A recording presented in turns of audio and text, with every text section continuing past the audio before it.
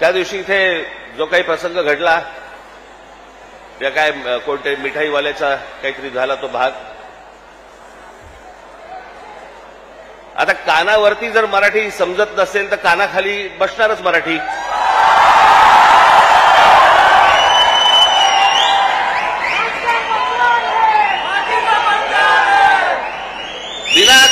विनाकारण काहीतरी काढत असतात. साधा छोटा प्रसंग होता तो.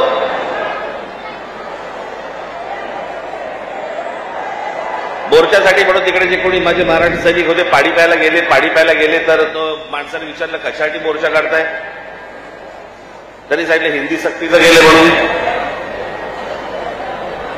म्हणे इथे तर म्हणे हिंदीतच बोलतात म्हणे, हे सगळं हिंदीमध्ये चालू होतं. त्याच्यामध्ये त्या माणसाच्या अरेरावीमुळे त्याच्याची काय कानफडीत बसायची ती बसली.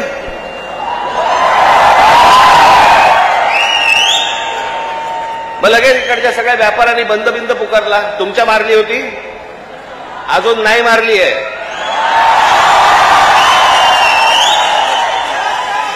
विषय समजून न घेता काय झालंय माहिती नसताना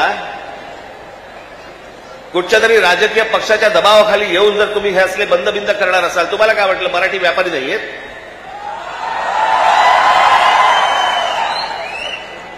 दुकानं बंद करून किती काळ राहणार आहात? शेवटी आम्ही काहीतरी घेतलं तरच दुकान चालणार ना. महाराष्ट्रामध्ये राहताय, शांतपणे राहा, मराठी शिका. आमचं काही वावडं नाहीये, तुमच्याशी काही भांडण नाहीये. पण मस्ती करणार असाल इथे तर महाराष्ट्राचा दणका बसणार म्हणजे बसणार, एवढं लक्षात ठेवा.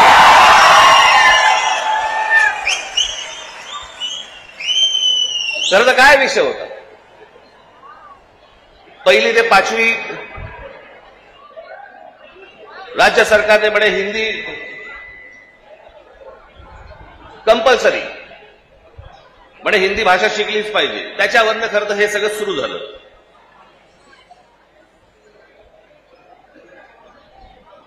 काल आमचे ते मुख्यमंत्री महाराष्ट्र राज्याचे देवेंद्र फडणवीस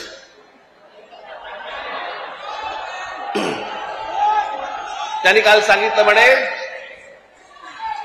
तिसरी हिंदी भाषा आम्ही सक्तीची करणार म्हणजे करणार. आता राज्य सरकारला जर आत्महत्याच करायची असेल तर त्यांनी बेशक करावी.